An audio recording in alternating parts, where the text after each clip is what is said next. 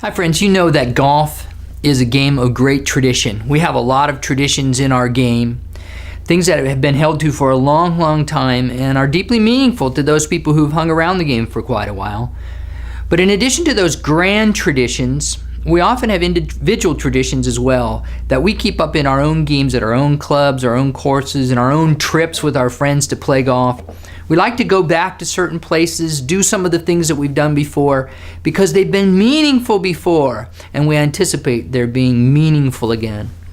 I want to talk to you about traditions a little bit today. Behind me I have a picture of unleavened bread and a cup of wine. And if you are a believer of Jesus Christ, you know exactly what these represent, because in places like the 22nd chapter of Luke, we read about the Last Supper and Jesus' specific words as he broke the Passover bread and he gave it to his disciples and he said, "This is my body broken for you." And then he took the cup of wine and said, "This is the blood of the new covenant that's being poured out for you. Take this and drink. And then do these in remembrance of me." He established at that point a tradition that would be done to remind them of what he went through on their behalf and remind us of what he went through on our behalf, that his body was broken and his atoning blood was shed for us. It's a wonderful picture. It's a picture that should be alive in the mind of every believer. And yet I would suggest this about traditions.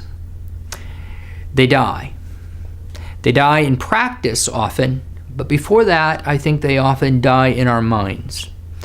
And so sometimes we show up at church on a Sunday, or if you worship on a Saturday, for instance, you may look at this and say, well, I know what's coming today. The table's set out.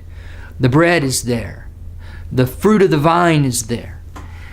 And I'm going to partake of this communion, this Eucharist, this Lord's Supper.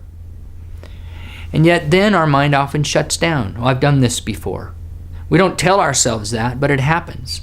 I would suggest the same thing happens with the sermon on a weekend. Oh yeah, we've studied the Word, and our mind begins to shut down. We have to be so careful about traditions. Some of them are extremely important to our faith. The tradition of the Lord's Supper is one of those things. Very important. But it's only as important as our mind is engaged and our heart is given over to it. When you think of things like this, the bread and the wine, don't just think, I've done this before. Think, I'm here to do this again. And pray to the Lord, Lord, I want this to be alive for me today. I want to honor you in this tradition, not because we've always done it, not because, oh, well, of course, this is something that Christ told us to do, but because this is something that you use to make a difference in our hearts and in our minds about who we are in you.